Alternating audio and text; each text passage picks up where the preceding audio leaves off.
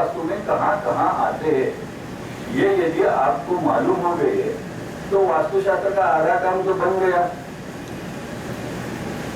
जैसे कि वास्तुशास्त्र में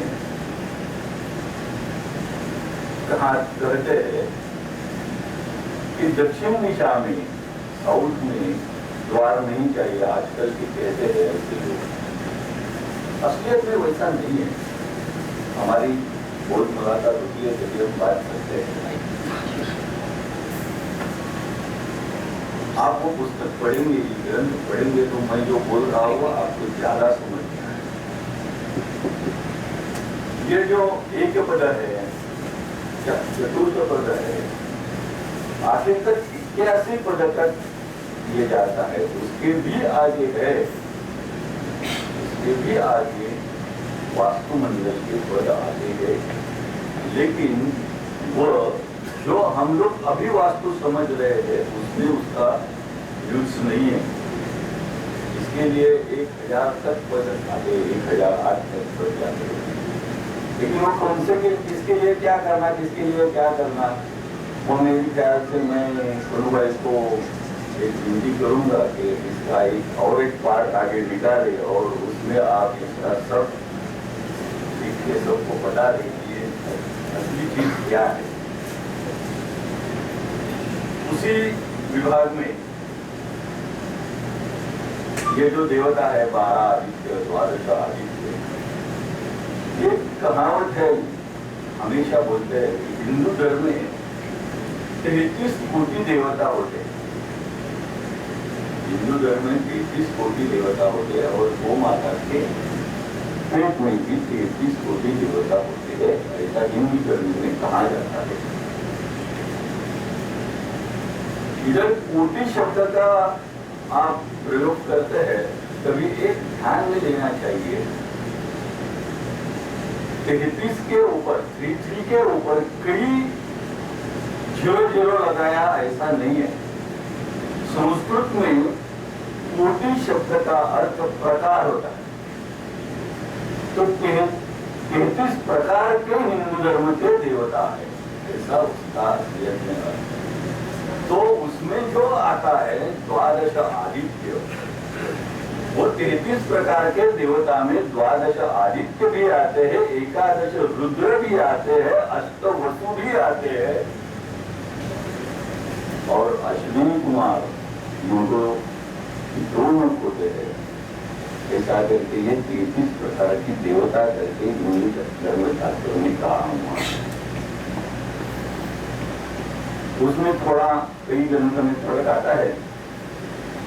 अश्विनी कुमार एक ही पकड़ के प्रजापति को और एक पकड़ते हैं, ऐसा 33 भी होता है। 5वें विभाग में ये तो सबसे बढ़िया विभाग है, बढ़िया, जो आजकल बंबई जैसे महानगरों में अपेक्षित है, अहमदाबाद जैसे सिटी में अपेक्षित है, बड़ौदा जैसी सिटी में अपेक्षित है।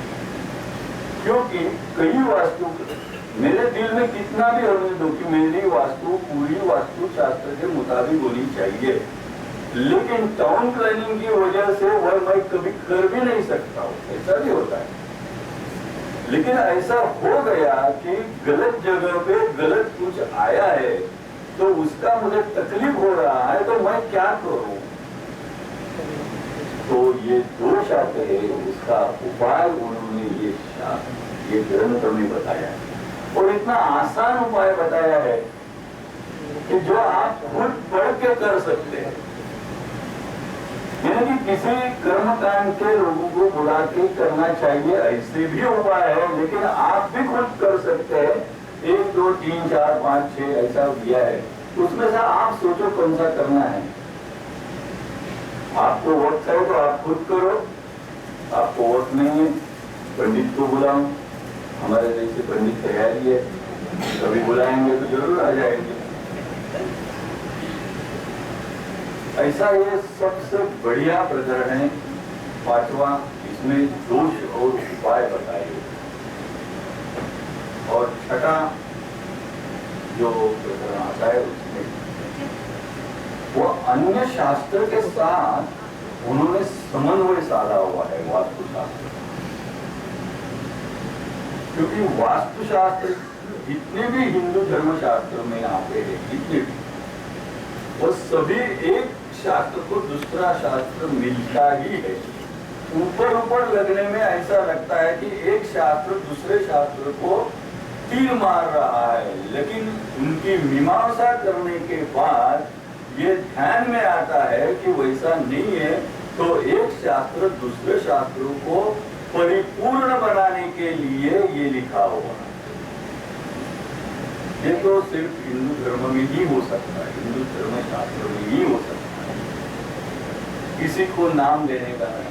किमोना मेरे पहले जो हो गए उन्होंने लिखा है, वो कितना सही है ये बताने का एक तरीका रहता है, और उसके लिए ही मीमांसा उत्पन्न हो गई। पूर्व मीमांसा और उत्तर मीमांसा एक जो मीमांसा है, तो मीमांसा से उसका अपने को उत्तर खोजना पड़ता है। ऐसे है वास्तुशास्त्र की किताब गुरुभाई ने लिखी है। आप सभी लोग ये किताब खरीद करके खुद पढ़ाई कीजिए, और यदि आपको कोई भी दिल में कुछ पढ़ने के बाद थोड़ी भी हिचकिचाहट रही, तो मेरी ख्याल से आप कभी भी कनुभाई को फोन करेंगे तो आप कनुभाई जरूर आपको इसका उत्तर देंगे, क्योंकि वह आदर्श शिक्षक भी है, कैसा पढ़ाना ये भी जानते हैं। इसके लिए आप जरूर पढ़ना चाहिए। और एक बात मैं कहता हूं कि ये पुस्तक गिफ्ट देने के लायक है, ये गिफ्ट दे दो, ये भी मैं आपको जरूर कहूंगा। ये क्यों कर रहा हूं मैं, ये क्यों कर रहा हूं ये जानना, क्योंकि मेरे अनेक वास्तुशास्त्र में से ताल्लुकात है। बहुत महाराष्ट्र के तो बड़े बड़े वास्तुशास्त्रज्ञ हैं, उनसे मेरा ताल्लुक है, इनका नाम बहुत है, पैसा बहुत है, सब कुछ बहुत है, ऐसे लोगों से मेरे ताल्लुक है। लेकिन एक वास्तुशास्त्र घर में आया तो समझ लो 25-50 हजार का कम से कम लेवल हो गया। ये कम से कम मैं बता रहा हूँ, इसके ऊपर वो शास्त्र में कैसा है उसके ऊपर वो चल।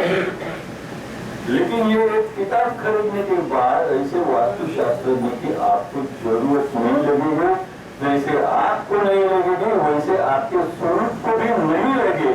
इसके लिए वो प्रेजेंट देना जरूरी है कि वो भी पढ़े, और जैसा अपना घर आपने संवारा है वैसा उसका भी घर संवार के दीजिए। इसके लिए गिफ्ट देना जरूरी है, ये ध्यान में रखें। आखिर में वैसे कहने को तो बहुत है, क्योंकि एक तो धर्मशास्त्र का विद्यार्थी होने की वजह से जो जो धर्मशास्त्र में आता है वो सभी को बताना हमारा भी फर्ज होता है। लेकिन सभी आज बता दूं तो अगले कोई फंक्शन में बुलाएंगे नहीं, तो थोड़ा बहुत कुछ रख के जाता हो, थोड़ा बहुत कुछ रख के जाता हो तो अगले टाइम में बुलाएंगे मुझे। वैसे कहते हैं वैसे मुझे बहुत प्यार है, वो तो बुलाएंगे। एक आखिर में वास्तु ये शब्द के सारे मैं आपको बताऊं, 2 अक्षर है, वास्तु। वाह है, हम मराठी में उसको वो तो कहना बोलते हैं, आप गुजराती में क्या बोलते हैं मुझे मालूम नहीं, कहना बोलते। ये वास्तु शब्द में वाक जो है वो तो कहना लिया है, वो निकाल दिया, तो क्या होता है वस्तु करके शब्द होता है। अपने घर को कभी वस्तु मत बनाए, उसको वास्तु रखे। यदि आपको बनाना है तो घर को आपके मंदिर बनाइए, इतना ही आपको सबको मैं कह के इधर विराम दूंगा।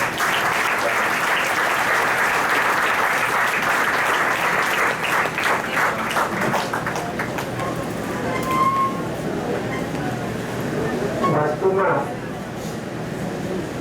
કાનો મરાઠીમાં કે ગુજરાતીમાં પણ આપણે કાનો જ કહીએ છીએ, કારણ કે ગુજરાતી અને મરાઠી બંને મશીનરી ભાષા છે.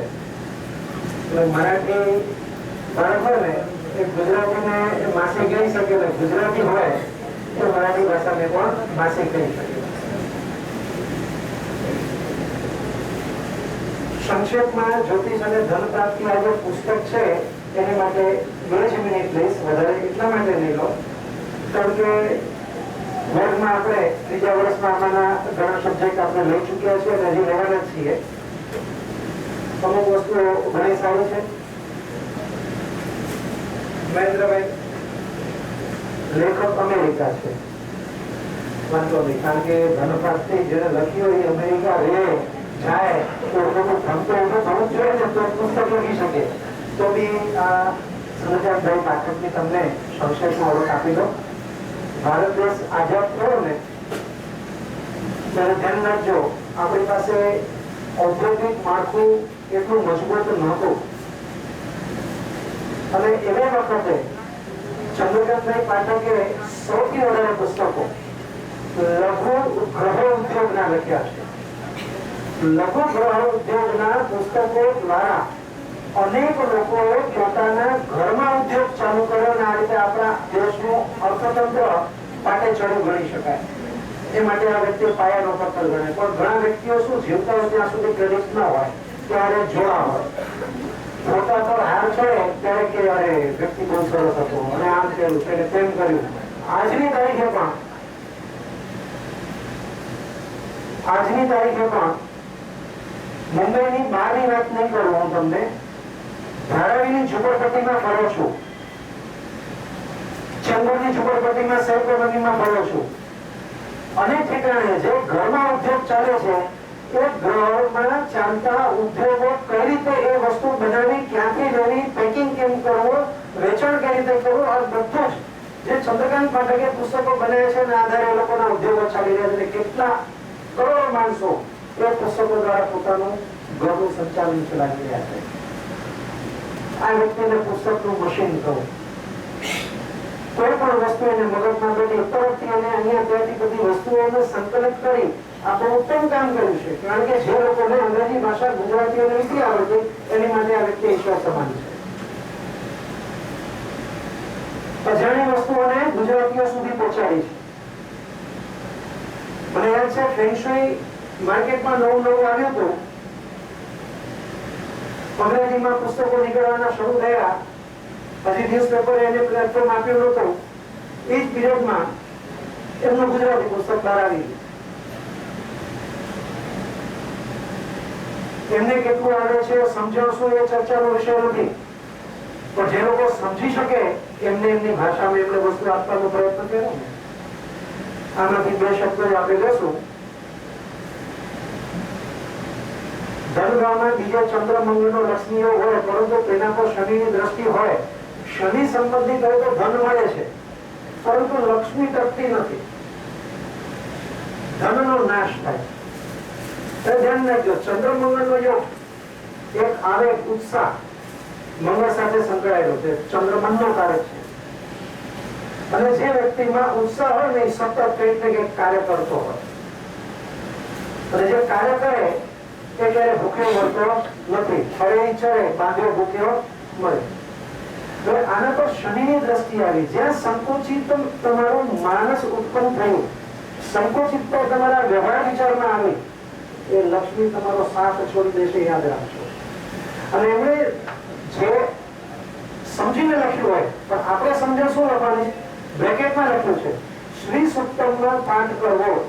શ્રી સુક્તમનો પાઠ એટલે કે શ્રી સુક્તમાં 16 શ્લોક આપવામાં આવ્યા છે. 16 શ્લોકની અંદર લક્ષ્મી કેવી હોવી જોઈએ એનો ઉલ્લેખ કરવામાં આવ્યો છે. આ શ્રી સુક્તનો પાઠ કરવા તો લક્ષ્મી આવતી નથી, પણ તમારી પાસે જે લક્ષ્મી હોય એનો ઉપયોગ કઈ રીતે કરવો એ શ્રી સુક્તમમાં આપ્યું છે, 16 શ્લોકમાં આપ્યું છે. જો એ પ્રમાણે તમે એ લક્ષ્મીનો ઉપયોગ કરો ને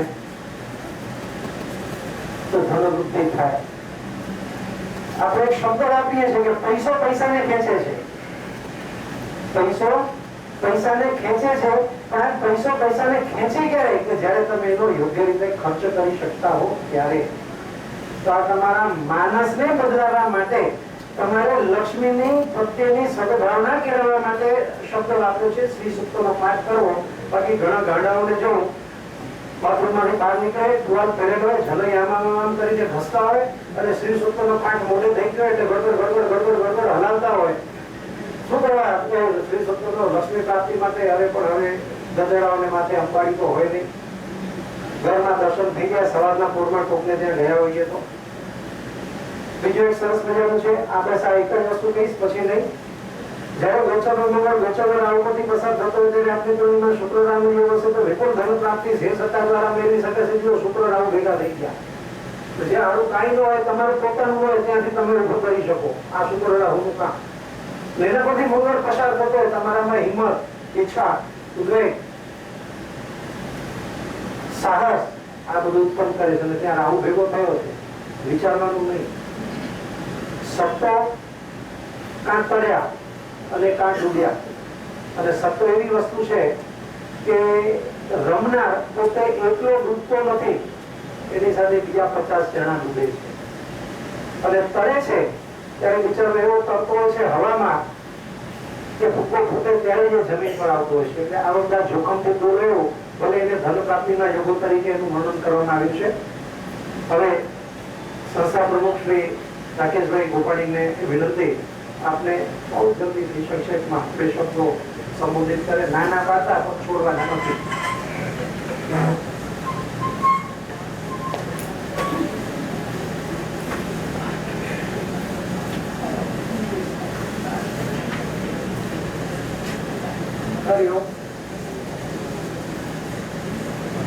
પધારેલ સર્વ જ્યોતિષ શાસ્ત્રના ગુરુ અને વિદ્યાર્થીઓ એ બધાને સંસ્થા વતી હું આવકાર આપું છું.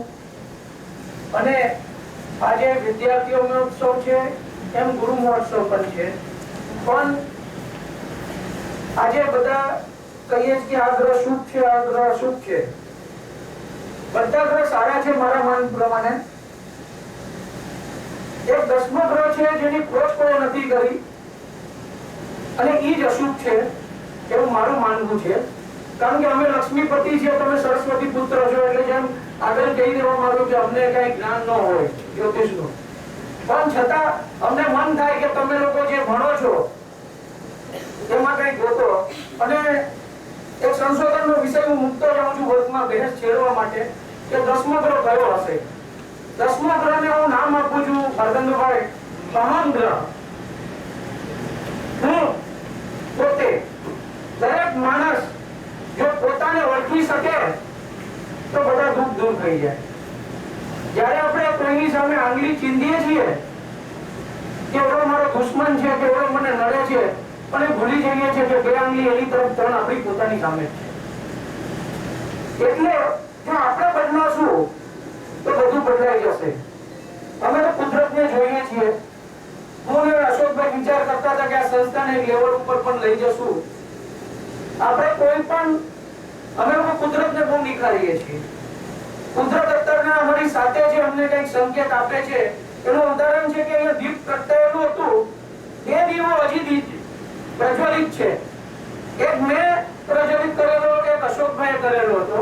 નોર્મલી તમે કોઈ પણ સંસ્થામાં જે દીપ પ્રગટ્ય જોઈતું હશે તો 5 મિનિટની અંદર બુઝાઈ જતા હોય છે. આજે 3-3 કલાક થઈ ગયા હોય છતાં આ દીપ પ્રગટ્યવાથી સાક્ષી આપે છે કે આપણી સંસ્થા સાચું કાર્ય કરી રહી છે અને સાચું કરતું રહેશે. એમ એક તમને સૌને નમ્ર વિનંતી અત્યારના કરીશ કે આપણે લોકો બધા જ ગુરુને ભૂલી ગયા છે. જગતના પ્રથમ ગુરુ એ આપણા માતા પિતા છે. અને આજે આપણે વિઘ્નહર્તા પાસે જઈએ છીએ આપણા દુઃખ લઈને અને 2 મિનિટમાં સેટિંગ કરીએ છીએ, પણ આપણે 3-3 કલાક પિક્ચર જોઈએ, નાટક જોઈએ, બધું જોઈએ છે. અને એ વિઘ્નહર્તાએ જેને બ્રહ્માંડમાં ઊંચું સ્થાન આપ્યું એ આપણા માતા પિતાને જ આપણે ભૂલી ગયા છીએ. આપ સૌને નમ્ર વિનંતી છે, જેમ આપણે આપણા દુઃખ દર્દ લઈને ભગવાન પાસે જઈને એમના ચરણમાં ધરી દઈએ છીએ તો આપણું દુઃખ દૂર થઈ જાય છે, તો આપણે આપણા માતા પિતાના ચરણોમાં કેમ ન જઈને નમસ્કાર નમાવીએ?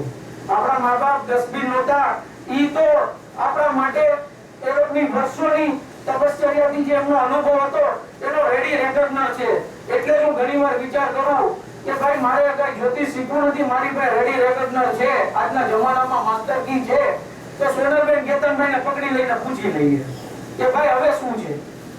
આપણે જ્યોતિષ શાસ્ત્રનો ઉપયોગ ભવિષ્યને બદલવા માટે કરવાનો છે, ન કે રડવાનું છે કે આ ગ્રહના હિસાબે મારી આ પરિસ્થિતિ છે.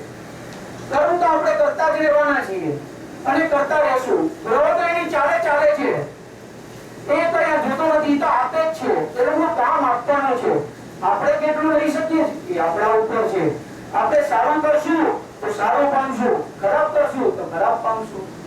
એક સાથે હું કહીશ બધાને કે આપણે લોકોએ બધાએ મળીને આ સંસ્થાને આગળ લઈ જવી છે અને જેટલું સંશોધન થઈ શકે એમ તમે પણ આગળ આવી શકો છો. આપણી સંસ્થામાં જે ગઈકાલના વિદ્યાર્થી હતા એ આજના પ્રાધ્યાપક થયા છે. એ રીતના અમે પ્રોત્સાહન આપીએ છીએ બધાને અને આ રીતના જ આપણી સંસ્થા 9મો આપણો ફંક્શન છે ગુરુ મહોત્સવ એમ 10મામાં પ્રવેશ આવે એવી સાથે શુભકામના સાથે જય જિનેન્દ્ર.